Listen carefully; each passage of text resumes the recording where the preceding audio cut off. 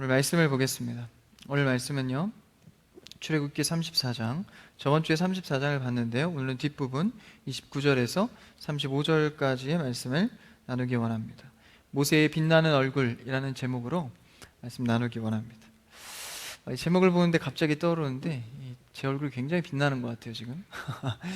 조금 저도 적응이 필요한지 빛이 굉장히 세네요.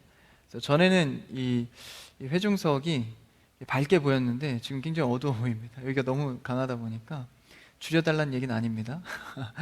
오늘 제목과도 굉장히 외적으로는 비슷해 보입니다. 모세의 빛나는 얼굴. 그 의미는 아니지만 오늘 말씀에서 또 모세를 통하여서 하나님의 메시지를 우리가 보기를 원합니다. 이제 34장 끝에까지는 우리가 계속해서 언급되어져 온 금송아지에 대한 얘기가 결론이 납니다. 그러니까 이스라엘 백성들이 출애굽해서 가나안 땅까지 가기까지 가장 그 전환점이 되는 게 바로 이 금송아지 사건입니다. 왜 그렇죠? 하나님의 언약이 갱신되는 계기가 되기 때문입니다. 그러니까 하나님께서 항상 말씀에 따라, 다시 말해서 언약에 따라서 이렇게 일을 해 가십니다. 그러니까 하나님께서는 즉흥적으로 하거나 감정에 동요하거나 우리 인간의 시선으로는 그럴 수 있지만 하나님은 절대 즉흥적이시거나 감정적으로 일하시는 분이 아닙니다. 항상 뭐로 일하시죠? 언약, 말씀의 약속으로 일하십니다. 할렐루야. 그러니까 우리의 믿음이 나는 흔들려도 바라보는 하나님, 그 하나님 한 분은 너무나도 신실하시기 때문에, 변함이 없으시게 그 언약을 이루어 가시기 때문에 우리가 소망을 가질 수 있는 것입니다. 여러분, 하나님께서 주신 믿음은 흔들리지 않습니다. 할렐루야. 왜 흔들릴까요? 왜 그 표현을 흔들린다고 말할까요? 믿음을 담는 우리의 마음이 약하기 때문입니다. 하나님이 주신 믿음은 결코 흔들리지 않은 완벽한 믿음입니다. 근데 이것을 우리의 마음에 담다 보니 우리 마음이 흔들릴 때마다 믿음이 흔들리게 보이는 것이죠. 그래서 하나님은 신실하지만 내 시각 속에선 하나님이 나에게 일하시지 않나? 하나님께서 나에게 벌하시나? 이렇게 오해하게 되는 것입니다.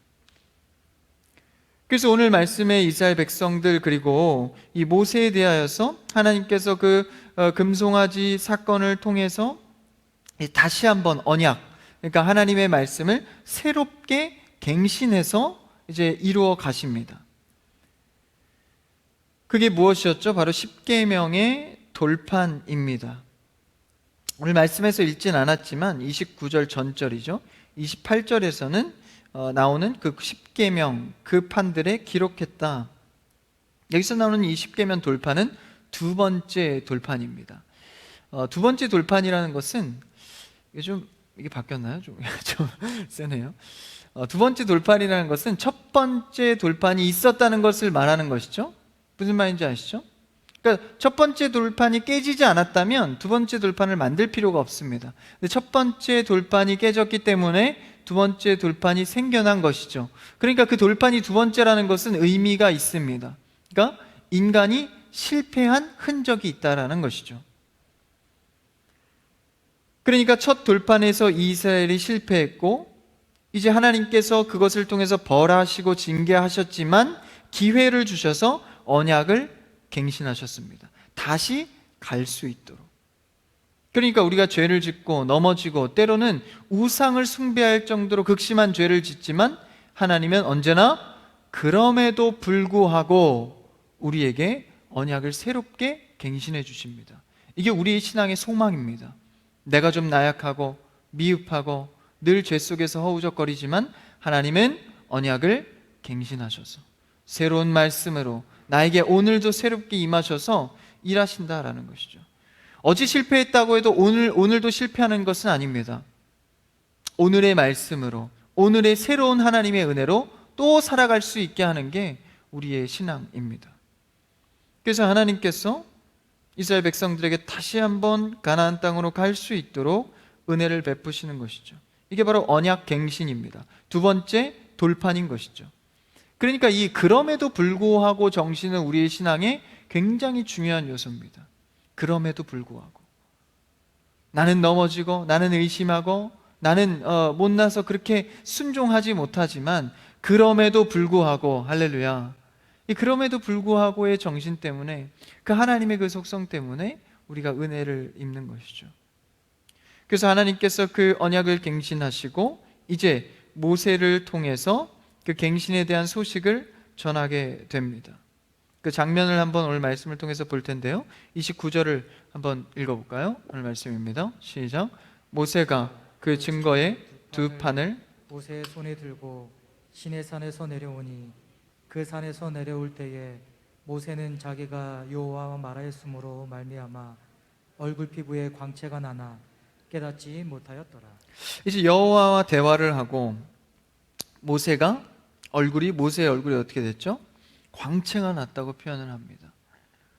광채는 났는데 스스로 인지는 하지 못했다는 거예요. 나중에 뒤에 가서 누가 그걸 밝혀줍니까? 아리켜줍니까? 바로 백성들이 알아보고 그 얼굴에 광채가 난다는 것이 밝혀집니다. 여기서 말하는 모세의 얼굴 광채는 원어의 카란이라는 이 실제 빛을 말합니다. 그럼 이 빛은 이 빛에 대해서 다른 번역, 라틴의 번역으로 할 때 조금 잘못 번역이 돼서 이 카란의 뜻을 카렌으로 잘못 번역을 한 거예요, 번역본에. 그래서 뿔이라는, 그러니까 당시에, 그러니까 2000년 전이죠. 2000년 전에 신약 때에 넘어서 그 번역을 잘못돼서 뿔이라는 번역을 했습니다. 그래서 이 모세의 그 모세 뿔, 이렇게 인터넷에 쳐보시면 그 미켈란젤로인가요? 그 석고상이 있는데 그 모세의 뿔이 달린 형상이 있어요. 번역이 좀 잘못돼서 뭐 그런 그렇게 번역이 되고 또 이상한 해석을 하게 됩니다. 근데 여기서는 뿔이 아니라 광채라고 우리가 번역을 합니다. 그래서 얼굴의 광채, 모세의 얼굴의 광채를 말하고 있습니다. 근데 그 이제 광채를 갖고 하나님과의 대화 속에서 율법을 받은 자로서 얼굴에 광채가 났다는 거예요. 스스로는 인지하지 못하죠. 그래서 그 모습 속에서 이제 이스라엘 백성들에게 나타났을 때 어떻게 됩니까? 30절 한번 읽어볼까요? 그 다음 절입니다. 30절 시작. 아론과 온 이스라엘 자손이 모세를 볼 때에 모세의 얼굴 피부에 광채가 남을 보고 그에게 가까이 하기를 두려워하더니. 이스라엘 백성들이 이제 모세를 마주하게 됩니다.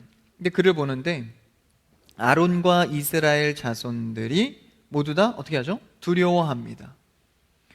그러니까 모세를 볼 때 얼굴에 피부에 광채가 나는 거예요. 광채는 광채인데 그냥 뭐 꿀피부여서 그런 게 아니라 실제 너무나도 강력한 빛, 뭔가 다르다. 하나님의 영광의 광채지 않습니까? 그게 피부에 나타나니까 그것을 보고 가까이 하기를 두려워합니다. 그러니까 간격, 거리두기를 한 거예요. 지금으로 말하자면, 그렇죠? 거리두기. 근데 여기서의 거리두기는 영적 거리두기까지 말하는 것입니다. 그러니까 이스라엘의 범죄, 죄악, 전에 그 경험했던 그 우상숭배, 금송아지에 대한 우상숭배, 그것이 얼마나 하나님 앞에 극심한 죄인지를 깨닫게 되고 그 영광의 광채가 우리에게 다가오자 이 영적인 간격이 생기는 거예요. 두려운 겁니다. 무서운 겁니다. 이스라엘의 범죄, 죄악의 죄책감 때문에.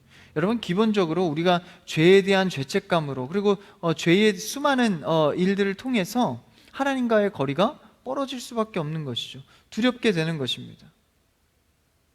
그래서 죄 때문에 눌린 마음들, 삶의 어려움들, 이런 마음속의 상처들, 이런 것이 그 모세의 얼굴 광채를 보니까 두려움으로 나타났다는 겁니다. 죄책감이죠. 하나님의 영광 앞에 살 자는 아무도 없습니다. 영적인 두려움을 갖게 되는 것이죠. 왜 그렇죠? 우리는 죄인이기 때문에 그렇습니다. 그래서 마치 모세가 하나님과 같이, 아론도 마찬가지입니다. 책임자로서 그 금송아지 죄를 짓지 않습니까? 그래서 아론도 책임자로서 굉장히 두려운 겁니다. 그 죄책감 때문에.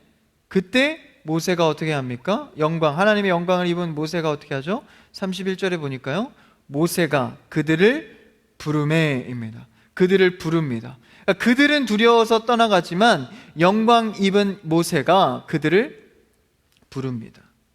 그러니까 우리가 죄책감 때문에 죄인이라는 타이틀, 그리고 삶에 얼마나 나를 누르는 문제들이 많습니까? 내가 신앙생활 제대로 하지 못하고 예배생활 제대로 하지 못할 때 하나님 앞에 그 죄책감으로 쓸 수가 없는 것이죠. 근데 그때 누가 부르십니까? 하나님의 영광의 광채가 곧 하나님이 우리를 불러주시는 겁니다. 내가 노력해서 하나님 앞에 가는 것이 아니라 나는 죄인이기 때문에 아무리 노력해도 하나님 앞에 갈 수 있는 자격이 안 된다라는 것이죠. 어떻게 합니까? 하나님이 우리를 불러주셨을 때. 여러분, 은혜는 우리의 노력으로 받는 것이 아닙니다. 하나님이 나를 불러주셨을 때. 오늘 밤, 이 밤 우리가 기도해야 될 제목이 무엇입니까? 하나님, 나를 불러주십시오. 나를 초대해 주십시오. 나의 힘과 능력으로는 주님께 갈 수가 없습니다. 주님, 나를 불러주시옵소서. 은혜를 더하여 달라고 우리가 기도할 뿐인 것입니다. 어떤 우리가 이런 노력의 조건을 걸고 나 이렇게 했으니까 해 주셔야 되는 거 아닙니까? 조건적 하나님이 아니라 전적인 하나님으로, 하나님의 은혜로 우리는 설 수 있습니다. 그렇기 때문에 죄인이 어떤 좀 노력했다고 하나님 앞에 어떤 조건으로 내세울 수 있겠습니까? 우리는 그저 하나님 앞에 불러주신 은혜에 감사하면서 날마다 주님 앞에 엎드리는 것이죠. 그래서 이스라엘 백성들도 그 범죄의 기억과 아픔 때문에 하나님의 영광이 다가가기가 어려웠을 때 이 죄의 모습 가운데 있는 그들에게, 하나님과의 거리가 생긴 자들에게 모세가 불렀다라는 것이죠. 이 부름은 거부할 수 없고 핑계할 수 없습니다. 그러니까 하나님이 불러주시면 우리의 핑계는 소용이 없는 겁니다. 하나님의 은혜의 자리, 하나님께서 우리를 은혜의 자리로 부르시면 내가 기도가 안 됩니다, 내가 죄가 많아서요, 내가 할 일이 바빠, 이런 게 안 통하는 겁니다. 하나님이 불러놓으셨기 때문에요. 그래서 여러분, 예배가 안 된다, 기도가 잘 안 돼요, 어떻게 기도해야 합니까? 요새 내가 기도가 안 됩니다.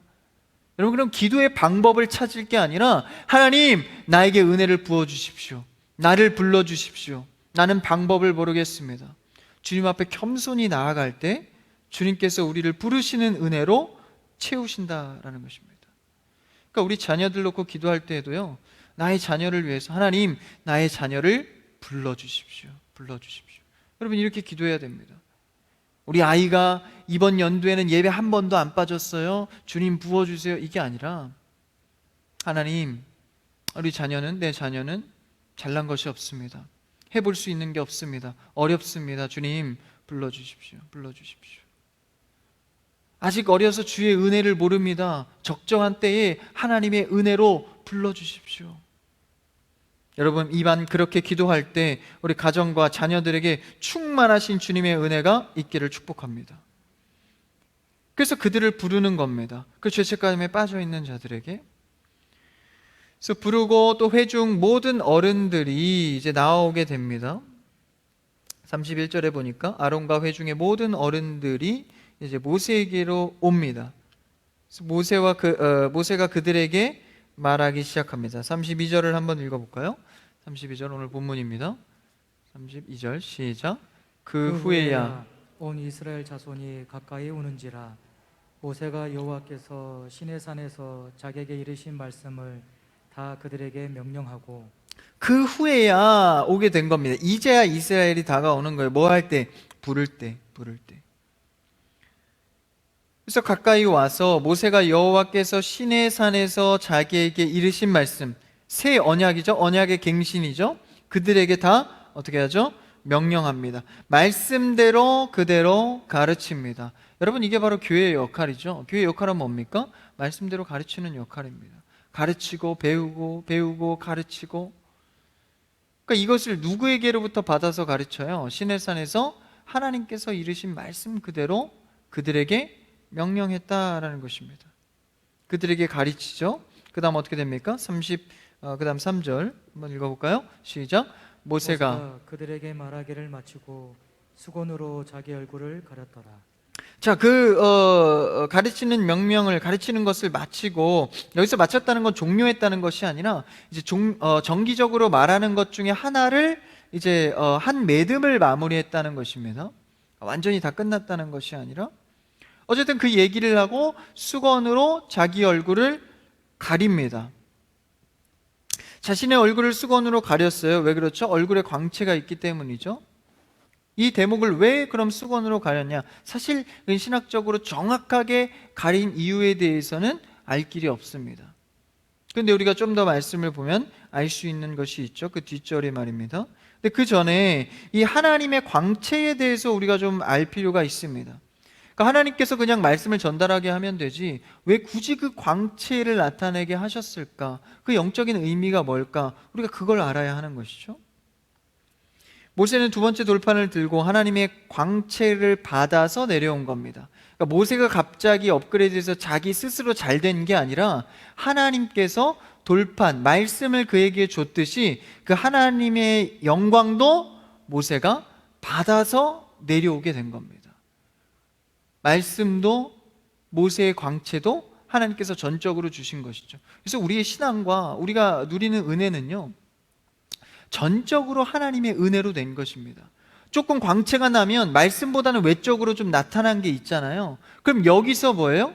여기서 조금 착각을 하는 거예요. 내가 말씀 받았더니 좀 이런 사람이 됐어. 성격도 좋아졌고 뭐 훌륭한 사람이 됐어. 얼굴에 광채가 나. 이것은 마치 내 의가 들어간 양.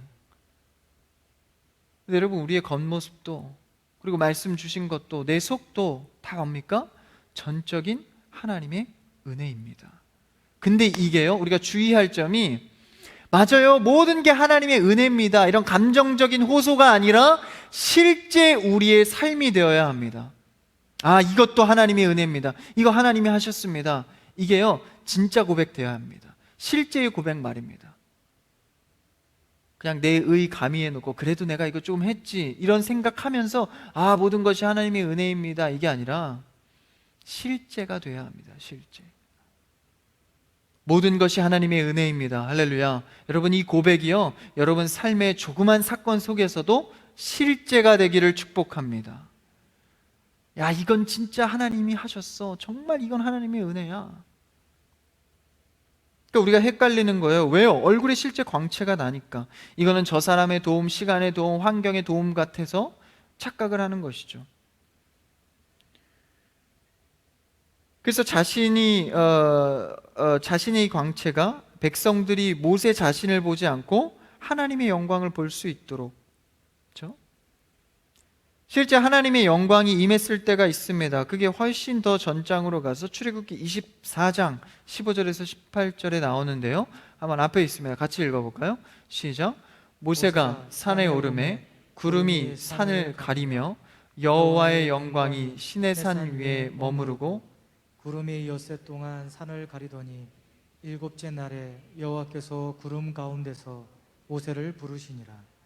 산 위에 여호와의 영광이 이스라엘 자손의 눈에 맹렬한 불같이 보였고 모세는 구름 속으로 들어가서 산 위에 올랐으며 모세가 40일 40야를 산에 있으니라. 이때 하나님의 영광을 뭘로 보죠? 불로 봅니다. 이스라엘 사람들도 마찬가지입니다. 그러니까 죄인의 모습으로 갈 수 없는 하나님의 영광이 불과 같이 보인 거예요. 모세는 그 불산 속으로 40주야를 들어가게 됩니다. 그 영광을 자신이 어떻게 된 거예요? 얼굴로 받아서 내려온 겁니다. 그러니까 그 산에서 임했던 영광, 그 받던 영광이 모세의 얼굴에 받아서 내려오게 된 거예요. 그것은 뭘 상징합니까? 오늘 말씀 훨씬 더 이제 끝에, 출애굽기 끝에 가서 한 번 더 이 영광이 나오는데요, 40장 34절에 나옵니다. 한번 같이 띄워주면 같이 읽어볼까요? 시작. 구름이 회막에 덮이고 여호와의 영광이 성막에 충만하며. 여기서 보니까요, 처음에 시내산에서 불과 같이 임했고요, 그 다음에 모세의 얼굴을 통해서 임했습니다. 그게 어디에 임하죠? 또 회막. 여기서의 회막은 이제 왔다 갔다 하는 회막이 아니라 지성소가 있는 회막입니다. 그 성막에 여호와의 영광이 충만했다라는 것입니다. 그러니까 하나님의 영광은요, 우리가 어느 곳에 있든지 그 영광을 누릴 수 있게 되는 것입니다. 뭘 통해서요? 말씀을 통해서. 그래서 회막에 임재한 하나님의 영광, 한번 38절을 볼까요? 40장 38절 앞에 있습니다. 시작. 낮에는 여호와의 구름이 성막 위에 있고 밤에는 불이 그 구름 가운데 있음을 이스라엘의 온 족속이 그 모든 행진하는 길에서 그들의 눈으로 보았더라. 이제 하나님의 영광이 충만하게 임한 겁니다. 어디예요? 회막이요. 이 그림이 사실 뭡니까? 이제 오실 예수 그리스도의 그림을 보여주고 있는 것입니다. 하늘 영광 보좌를 버리고 모세를 통해서 어디에 임합니까? 인간이 있는 성막에 임한다는 겁니다. 이게 뭐죠? 바로 예수 그리스도입니다. 모세는 누구의 그림을 항상 대표하죠? 예수 그리스도의 그림을 대표합니다. 모세의 상징이 말입니다. 그러니까 하나님의 영광을 예수 그리스도, 모세를 통해서 영광을 비춰서 어디에 임하죠? 지성소에, 우리가 있는 곳에 비춰진다라는 것입니다. 하늘 영광 보좌를 버리고 이 땅 가운데 낮고 낮은 아담과 같은 죄인의 몸에 오셨다라는 예표의 그림입니다. 그래서 우리 가운데 거하십니다. 할렐루야. 우리 가운데 거하신다라는 거예요. 이제는 그 은혜가 어느 곳에 있든지 예수 그리스도의 은혜로 우리 가운데 임한다라는 것입니다. 이 땅 가운데, 회막 가운데 임하시고 이제 그 은혜 입은 자들은 그 영광에 들어가게 됩니다. 그래서 그 불을 보고 모세의 얼굴을 보고 깜짝 놀란 거예요. 처음엔 하나님의 영광에. 근데 하나님께서 모세를 통해서 부르시고 이제는 그 성막 안으로 들어오게 됩니다. 여러분, 우리가 하나님께서 부르시는 그 은혜로 주님 앞에 나아갈 수 있습니다. 부끄러움도 없습니다. 우리가 아무리 모자란 죄인이라도 주님 앞에 설 수 있는 것이죠. 그래서 이제 그 영광의 광채가 나에게 임하기 시작하여 나도 예수님과 같이, 모세와 같이 영광의 빛을 세상 속에 비춰내기 시작합니다. 고린도 후서에서 그 영광의 빛에 대해서 또 언급하고 있는데요. 고린도서 3장 3절을 한번 읽어볼까요? 앞에 있습니다. 시작. 너희는 우리로 말미암아 나타난 그리스도의 편지니 이는 먹으로 쓴 것이 아니요 오직 살아계신 하나님. 여기 보니까요 3절에 너희는 우리로 말미암아 나타난 그리스도의 편지라고 표현을 합니다. 우리에게 하나님께서 영광 광채를 통해서 우리는 그리스도의 편지라는 거예요. 전하는 자라는 겁니다. 오직 살아계신 하나님의 영으로 된 것입니다. 그 다음 계속이요. 뒤에 시작. 또 돌판에 쓴 것이 아니요 오직 육의 마음판에 쓴 것이라. 그러니까 이 율법이요 이제 우리 가운데 돌판으로 외우는 율법이 아니라 내 마음판에 거한다라는 것입니다. 뭘 통해서요? 하나님의 영, 예수 그리스도의 은혜를 통해서 말입니다. 여러분, 하나님께서 주신 그 말씀이 율법으로 외우는 것이 아니라 마음에 새겨지는 여러분의 삶이 되기를 축복합니다. 그래서 이제 하나님의 영광의 광채가 우리에게 반영되어서 우리도 이제 율법적인 어떤 액션을 취하는 것이 아니라 예수님의 형상을 닮아가고자 하는 사람이 되는 것입니다. 예수님이 어떠했죠? 하나님의 영광의 광채를 받아서 그 영광대로 살아갈 수 있도록 노력했다는 거예요. 그러니까 하나님의 영광을 반영해서 예수님이 살았던 것처럼 우리도 그 영광을 받아서 그 영광을 세상 속에 비춰내면서 살아가는 것입니다. 예수님도 그렇게 살았잖아요. 예수님도 육신의 질고가 얼마나 많았습니까? 머리 둘 곳 하나 없어서, 그렇죠?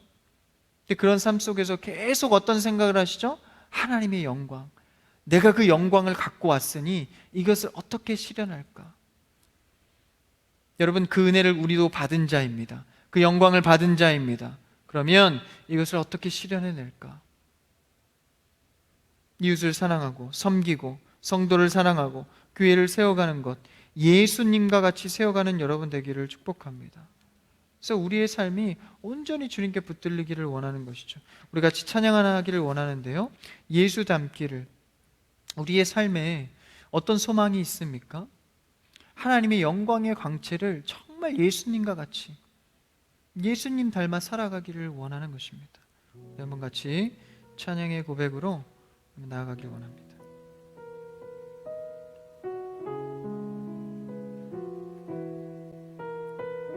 내 삶의 소망, 내 삶의 소망, 내가 바라는 한 분, 예수 닮기를, 예수 닮기를 내가 원하네. 한없는 사랑, 풍성한 긍휼, 예수 닮기를 내가 원하네. 예수 닮기를, 예수 보기를, 예수만 높이길 내가 원하네. 내 평생 소원 예수 닮기를, 예수만 닮기를 내가 원하네. 예수 닮기를, 예수 닮기를, 예수 보기를, 예수만 높이길 내가 원하네. 내 평생 소원 예수 닮기를, 예수만 닮기를 내가 원하네. 아멘. 우리가 내 평생에 정말 예수님을 닮아가는 삶이 되기를 축복합니다. 그게 무엇인가요? 하나님의 영광을 받은 자로서 그 영광의 빛을 비춰내는 자입니다.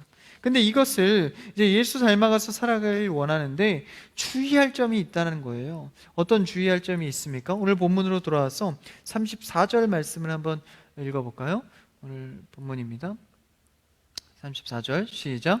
그러나 모세가 여호와 앞에 들어가서 함께 말할 때에는 나오기까지 수건을 벗고 있다가 나와서는 그 명령하신 일을 이스라엘 자손에게 전하며 35절까지요.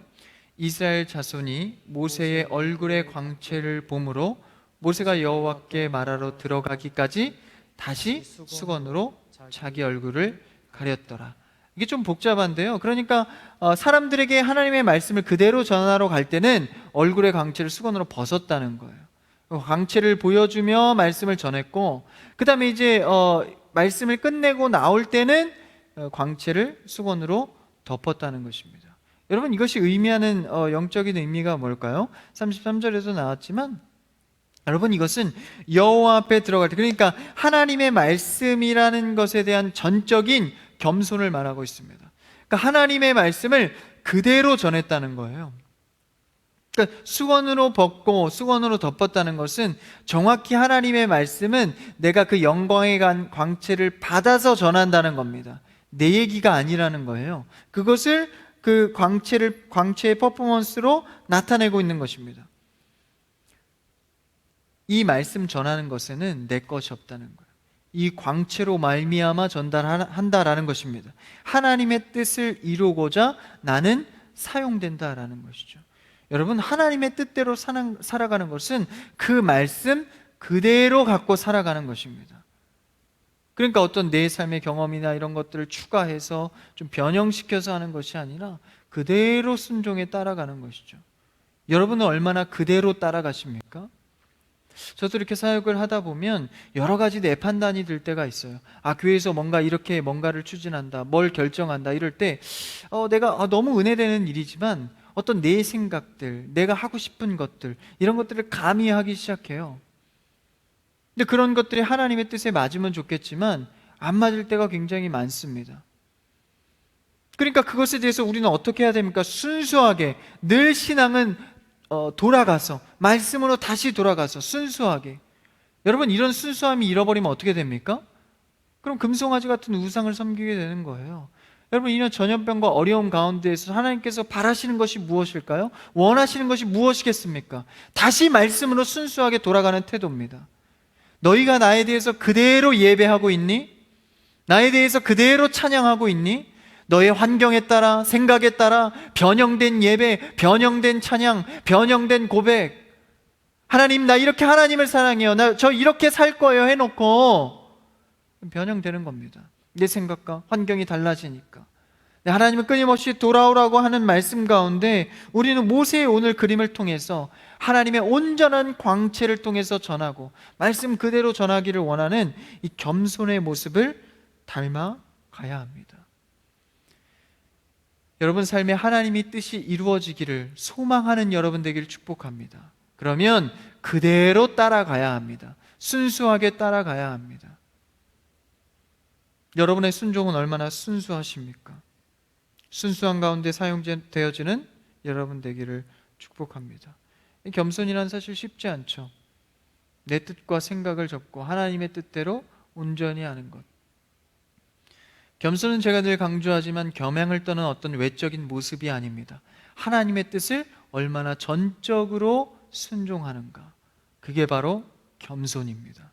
여러분 삶과 여러분 자녀 가정에 겸손의 축복이 있기를 바랍니다. 그대로 따라가는 것. 그래서 예수님도 어린아이와 같은 신앙을 강조하지 않습니까? 어린아이는 정말 그대로 합니다. 참 거울과도 같아요. 부모가 그렇게 하면, 선생님이 그렇게 하면 요새는 겉으로 아닌 척하지만 뒤돌아선 그대로 따라합니다. 그 순수한 신앙을 예수님께서도 그 특징을 빌려서 어린아이와 같은 신앙.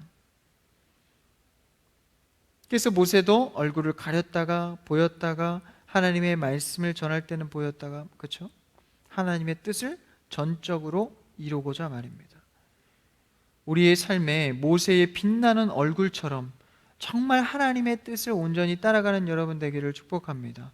오늘 말씀의 모세의 얼굴은 두 가지 특성을 갖습니다. 하나는 하나님의 영광을 그대로 받아서 예수님이 하나님의 영광을 위해서 실천했던 것처럼, 모세가 하나님의 영광을 받아서 그대로 명령했던 것처럼 우리도 하나님의 은혜를 받았다면 세상 앞에 그대로 실천할 수 있는 그런 모세와 같은 얼굴이 되기를 바랍니다. 두 번째는 무엇이었죠? 바로 그대로 순종하는 겸손의 마음입니다. 왜곡하지 않고 처음에 받았던 은혜와 결심이 그러했다면 환경이 달라져도 그 결심을 따라가기를 원하는 것이죠. 여러분의 기도에 어떤 어려움이 있습니까? 여러분의 고백에 어떤 힘듦이 있습니까? 처음 받았던 그 은혜를 잊지 않고 그대로 따라가는 겸손이 있기를 바랍니다.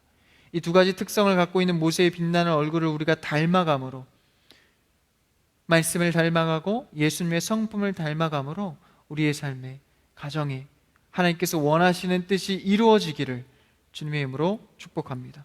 기도하겠습니다.